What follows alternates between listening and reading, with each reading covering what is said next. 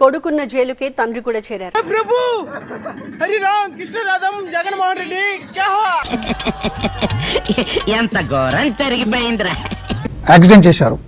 Accident చేసినప్పుడు ఆసుపత్రికి చేర్చి ఆ కుటుంబాన్ని ఆదుకోవడం మానేసి రాను రాను రోడ్డు ప్రమాదాలు బాగా ఎక్కువ అవుతాయి. రాను రాను రోడ్డు ప్రమాదాలు బాగా ఎక్కువ అవుతాయి. ఆ అబ్బాయి ఉన్నాడా, సిద్ధు ఉన్నాడా, ఇది పక్కన పెడితే అబ్బా చెప్పుండ్రా అంటే చెప్తారు గింత పొడు నడిపింది అప్పలరాజు కుమారుడేనన్న విషయాన్ని పెట్రోల్ బంక్ సిబ్బంది ట్రీట్మెంట్ చేసిన డాక్టర్లు గుర్తించారని రిమాండ్ రిపోర్ట్ లో రాశారు. నేను నిరపరాధిని ప్రూవ్ చేసుకోవడానికి అన్ని దారులు మూసుకుపోయాయన్నమాట. కేసు అని తీసుకున్నప్పుడు ఆ ఇన్వెస్టిగేషన్ యాక్సిడెంట్ కేసు కింద చూసుకోవాలి తప్ప సైడ్ వేసేసి క్రిమినల్ కేసు, మర్డర్ కేసు అది కరెక్ట్ అని నేను అంటున్నా. మీరు అన్నారు, నేను కాదంటున్నాను. నేను అంటున్నా నేను కాదంటున్నాను. నేను కరెక్ట్ అంటున్నా. నేను కరెక్ట్ అంటున్నా. అయ్యో దివాళీకి ఫుల్జోడి అన్ని చేయాల్సిన అవసరం మాకు లేదు.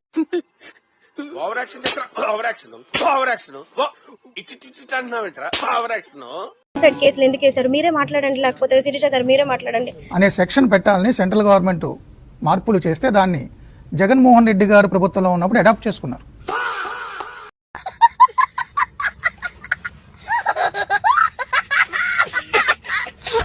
హోమిసైడ్ కేసు వేశారని చెప్పేసి యాక్సిడెంట్ కేసు కింద ఎందుకు మార్చడానికి మీకు వీలు కావట్లేదు. సాక్ష్యాలను దాచిపెట్టడంతో పాటు నిందితులను తారుమారు చేసేందుకు మాజీ మంత్రి ప్రయత్నం చేశారని రిమాండ్ రిపోర్ట్ లో చెప్పారు.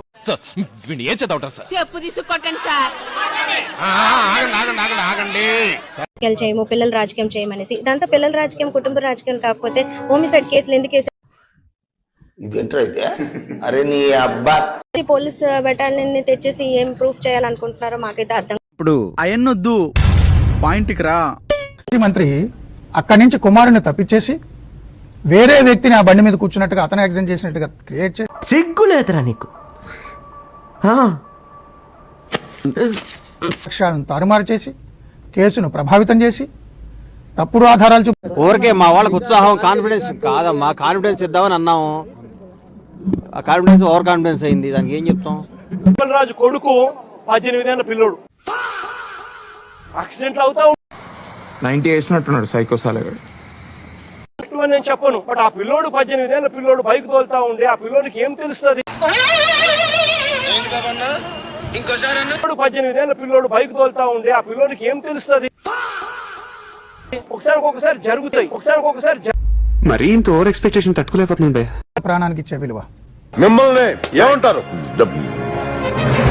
చూడండి అక్కడ ఏముందో. దానయ్య తల్లి యాక్సిడెంట్ చేశాడు, తప్పేముంది అన్నట్టు మాట్లాడాడు ఆయన. మీరేం చెప్తారు వాళ్ళ కుటుంబ భవిష్యత్తు? వాళ్ళ కుటుంబానికి బాధ ఉండదా? నా బొర తినేస్తున్నాడు డాడీ, ఏడమ్మా డాడీ మేకలకి వాళ్ళకి చెప్తున్నాను, వాళ్ళకి ఏం సమాధానం నన్ను చెప్తాను చెప్పి. నా కళ్ళంట నీళ్ళు వస్తున్నాయంట్రా.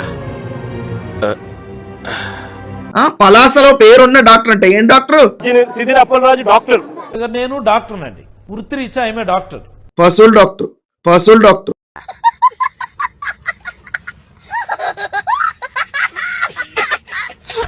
పలాస ఎమ్మెల్యే, మంత్రి, ఫిషింగ్ మంత్రి మన ప్రభుత్వంలో. అటు చూడు. ఇది కాకుండా అక్కడ చనిపోయిన కుటుంబస్తుల దగ్గరికి వెళ్ళి ముందు బాగా డబ్బులు ఇస్తాను, తర్వాత ₹1,00,000 ఇస్తాను, ఆ చనిపోయిన అతని భార్యని ఇంటికి పనికి పంపించమని చెప్పిన అహంభావి.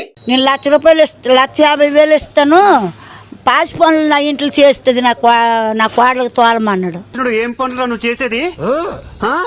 ఆడో ఎదవ, మటన్ ఎక్కువ, మెదడు తక్కువ.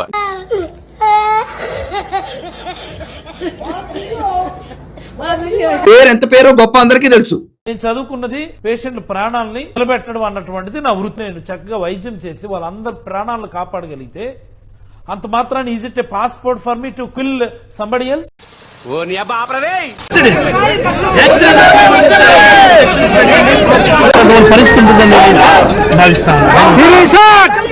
అటు చూడు బే.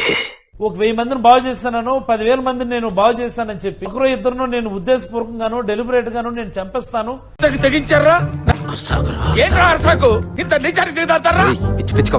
అంటే ఈ 10,000 మంది వచ్చి ఈజ్ నాట్ ఏ క్రిమినల్, మా అందరికి బాగు చేశాడు కాబట్టి ఆయన మంచివాడు, ఆయన మీరు ఎలాగ ఆయన అరెస్ట్ చేస్తారంటే 90 వేసినట్టున్నాడు సైకోసాలగాడు. సంవత్సరం జైల్లో ఉన్నాడు, ఏం అయిపోవాలా? Hit and run case, murder case కాదు అది. ఆ సిదిరి అప్పలరాజు కొడుకును మర్డర్ కేసులో హోమిసైడ్ సెక్షన్ పెట్టి ఇరికించాలని ప్రయత్నం చేసింది. పెద్ద సమస్య వచ్చి పడిందే. సెక్షన్ పడింది ఇతని పైన, దానికి తీసుకొచ్చేసి మర్డర్ సెక్షన్ అంట. రుద్దేస్తారా? మొత్తం రుద్దేస్తారా అబద్ధాలను తీసుకొచ్చి అందరి ముందు? బట్ కోర్త ఇది వెళ్ళిపోద్ది లోపలికి.